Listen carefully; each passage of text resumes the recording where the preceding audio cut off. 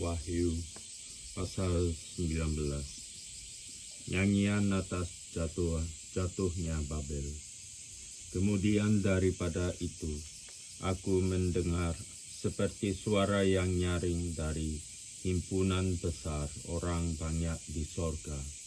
Katanya, Haleluya, keselamatan dan kemuliaan dan kekuasaan adalah pada Allah kita. Sebab benar dan adil segala penghakimannya, karena Allah yang telah menghakimi pelacur besar itu dan merusakkan bumi dengan percabulannya, dan Allah yang telah membalaskan darah hamba-hambanya atas pelacur itu.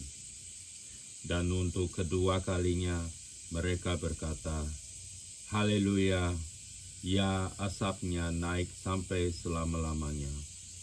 Dan ke-24 tua-tua dan keempat makhluk itu tersangkut dan menyembah Allah yang duduk di atas takhta itu.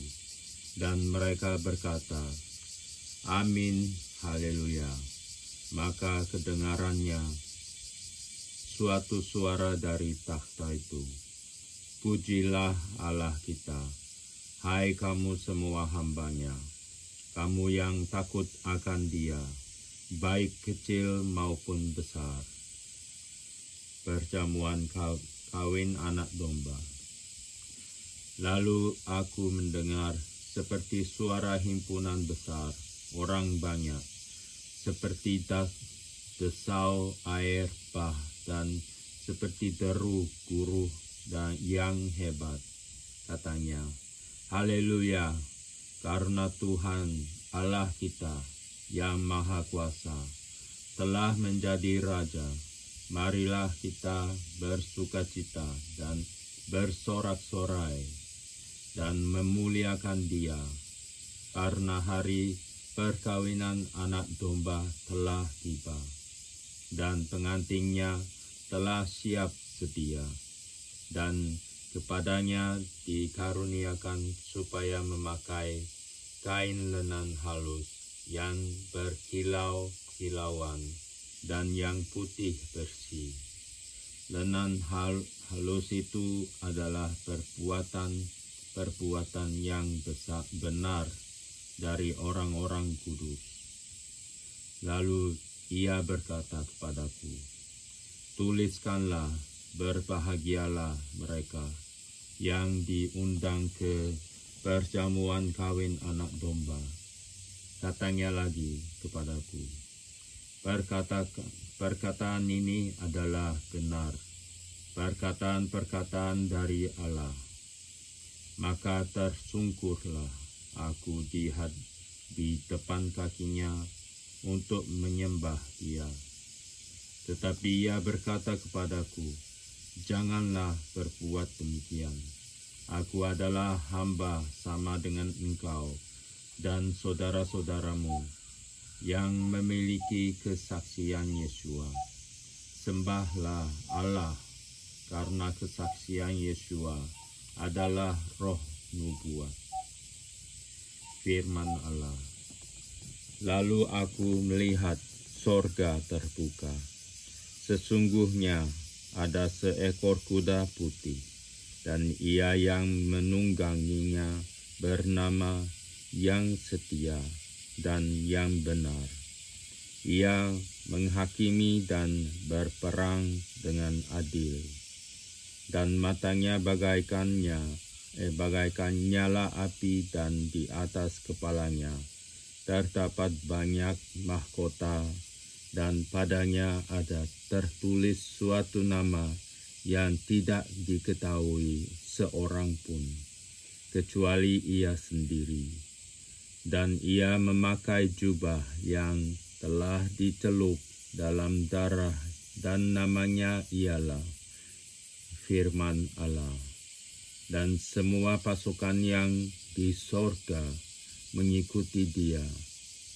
Mereka menunggang kuda putih, dan memakai lenan halus yang putih bersih, dan dari mulutnya keluarlah sebilah pedang tajam yang akan memukul segala bangsa, dan ia akan menggembalakan mereka dengan gada besi, dan ia akan memeras anggur dalam kilangan anggur, yaitu kegeraman murka Allah yang Maha Kuasa. Dan pada jubahnya dan pahanya tertulis suatu nama, yaitu Raja segala raja dan Tuan di atas segala tuan. Binatang serta nabinya dikalahkan. Lalu aku melihat seorang malaikat berdiri di dalam matahari, dan ia berseru dengan suara nyaring kepada semua burung yang terbang di tengah langit. Katanya, marilah ke sini dan berkumpullah untuk turut dalam perjamuan Allah, perjamuan yang besar, supaya kamu makan daging semua raja, dan daging semua panglima, dan daging semua pahlawan, dan daging semua kuda, dan daging semua penunggangnya, dan daging semua orang, baik yang merdeka maupun hamba, baik yang kecil maupun yang besar. Dan aku melihat binatang itu dan raja-raja di bumi serta tentara-tentara mereka telah berkumpul untuk melakukan peperangan melawan penunggang kuda itu dan tentaranya. Maka tertangkaplah binatang itu, dan bersama-sama dengan dia nabi palsu yang telah mengadakan tanda-tanda di depan matanya, dan dengan demikian ia menyesatkan mereka yang telah menerima tanda dari binatang itu dan yang telah menyembah patungnya. Keduanya dilemparkan hidup-hidup ke dalam lautan api yang menyala-nyala oleh belerang, dan semua orang lain dibunuh dengan pedang yang keluar dari mulut penunggang kuda itu, dan semua burung kenyang oleh daging mereka. Pasal 20. Kerajaan 1000 tahun. Lalu aku melihat seorang malaikat turun dari surga, memegang anak kunci jurang maut dan suatu rantai besar di tangannya. Ia menangkap naga, si ular tua itu, yaitu iblis dan Satan, dan ia mengikatnya 1000 tahun lamanya, lalu melemparkannya ke dalam jurang maut, dan menutup jurang maut itu, dan memeteraikannya di atasnya, supaya ia jangan lagi menyesatkan bangsa-bangsa sebelum berakhir masa 1000 tahun itu. Kemudian daripada itu, ia akan dilepaskan untuk sedikit waktu lamanya. Lalu aku melihat takhta-takhta dan orang-orang yang duduk di atasnya. Kepada mereka diserahkan kuasa untuk menghakimi. Aku juga melihat jiwa-jiwa mereka yang telah dipenggal kepalanya karena kesaksian tentang Yesua dan karena firman Allah, yang tidak menyembah binatang itu dan patungnya, dan yang tidak juga menerima tandanya pada dahi dan tangan mereka, dan mereka hidup kembali dan memerintah sebagai raja bersama-sama dengan Kristus untuk masa 1000 tahun. Tetapi orang-orang mati yang lain tidak bangkit sebelum berakhir masa yang 1000 tahun itu. Inilah kebangkitan pertama. Berbahagialah dan kuduslah ia yang mendapat bagian dalam kebangkitan pertama itu. Kematian yang kedua tidak berkuasa lagi atas mereka, tetapi mereka akan menjadi imam-imam Allah dan Kristus, dan mereka akan memerintah sebagai raja bersama-sama dengan Dia 1000 tahun lamanya.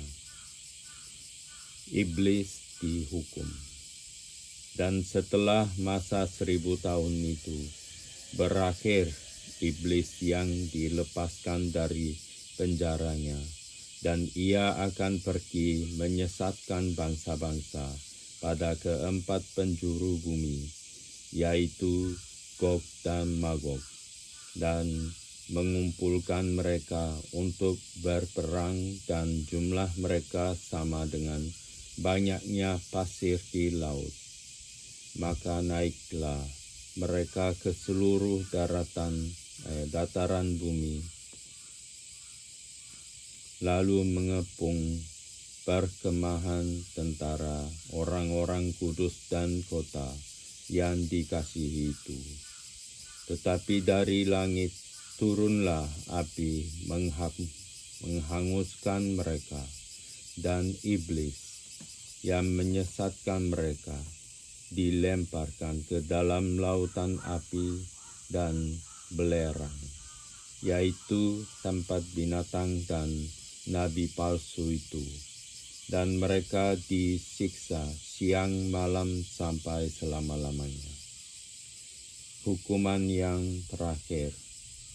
Lalu aku melihat suatu takhta putih yang besar, dan Dia yang duduk di atasnya. Dari hadapannya lenyaplah bumi dan langit yang tidak ditemukan lagi tempatnya. Dan aku melihat orang-orang mati, besar dan kecil, berdiri di depan takhta itu. Lalu dibuka semua kitab, yang dibuka juga sebuah kitab lain,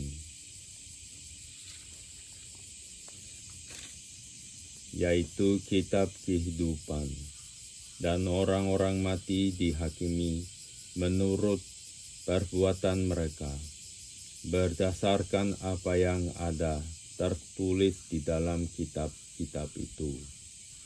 Maka laut menyerahkan orang-orang mati yang ada di dalamnya, dan maut dan kerajaan maut menyerahkan orang-orang mati yang ada di dalamnya, dan mereka dihakimi masing-masing menurut perbuatannya. Lalu maut dan kerajaan maut itu dilemparkanlah ke dalam lautan api. Itulah kematian yang kedua, lautan api. Dan setiap orang yang tidak ditemukan namanya tertulis di dalam kitab kehidupan itu, ia lemparkan ke dalam lautan api itu. Pasal 21. Langit yang baru dan bumi yang baru. Lalu aku melihat langit yang baru dan bumi yang baru. Sebab langit yang pertama dan bumi yang pertama telah berlalu, dan laut pun tidak ada lagi. Dan aku melihat kota yang kudus, Yerusalem yang baru, turun dari sorga, dari Allah, yang berhias bagaikan pengantin perempuan yang berdandan untuk suaminya. Lalu aku mendengar suara yang nyaring dari takhta itu berkata, "Lihatlah, kemah Allah ada di tengah-tengah manusia, dan Ia akan diam bersama-sama dengan mereka. Mereka akan menjadi umat-Nya, dan Ia akan menjadi Allah mereka. Dan Ia akan menghapus segala air mata dari mata mereka, dan maut tidak akan ada lagi.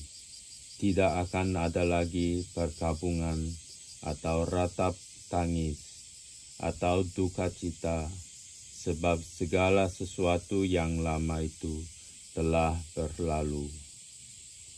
Ia yang duduk di atas takhta itu berkata, "Lihatlah, aku menjadikan segala sesuatu baru."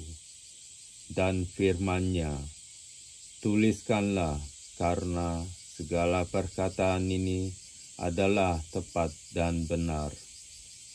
Firman-Nya lagi kepadaku, "Semuanya telah terjadi. Aku adalah Alfa dan Omega, yang awal dan yang akhir. Orang yang haus akan kuberi minum dengan cuma-cuma dari mata air kehidupan. Barang siapa menang, ia akan memperoleh semuanya ini, dan aku akan menjadi Allahnya, dan ia akan menjadi anakku. Tetapi orang-orang penakut, orang-orang yang tidak percaya, orang-orang keji, orang-orang pembunuh, orang-orang sundal, tukang-tukang sihir, penyembah-penyembah berhala, dan semua pendusta, mereka akan mendapat bagian mereka di dalam lautan yang menyala-nyala oleh api dan belerang. Inilah kematian yang kedua." Yerusalem yang baru. Maka datanglah seorang dari ketujuh malaikat yang memegang ketujuh cawan, yang penuh dengan ketujuh malapetaka terakhir itu. Lalu ia berkata kepadaku, katanya, "Marilah ke sini, aku akan menunjukkan kepadamu pengantin perempuan mempelai anak domba." Lalu di dalam roh ia membawa aku ke atas sebuah gunung yang besar lagi tinggi, dan ia menunjukkan kepadaku kota yang kudus itu, Yerusalem, turun dari surga, dari Allah. Kota itu penuh dengan kemuliaan Allah, dan cahayanya sama seperti permata yang paling indah, bagaikan permata yaspis, jernih seperti kristal, dan temboknya besar lagi tinggi, dan pintu gerbangnya 12 buah. Dan di atas pintu-pintu gerbang itu ada 12 malaikat, dan di atasnya tertulis nama ke-12 suku Israel.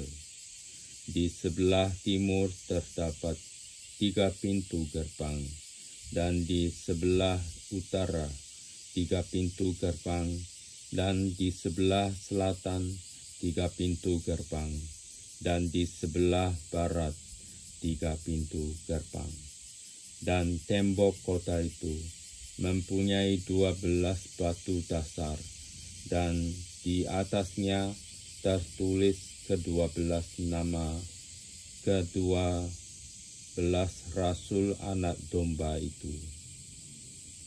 Dan ia yang berkata-kata dengan aku mempunyai suatu tongkat pengukur dari emas untuk mengukur kota itu serta pintu-pintu gerbangnya dan temboknya. Kota itu bentuknya 4 persegi, panjangnya sama dengan lebarnya, dan ia mengukur kota itu dengan tongkat itu 12.000 stadia. Panjangnya dan lebarnya dan tingginya sama. Lalu ia mengukur temboknya 144 hasta menurut ukuran manusia, yang adalah juga ukuran malaikat. Tembok itu terbuat dari permata yaspis, dan kota itu sendiri dari emas tulen, bagaikan kaca murni, dan dasar-dasar tembok kota itu dihiasi dengan segala jenis permata. Dasar yang pertama batu yaspis,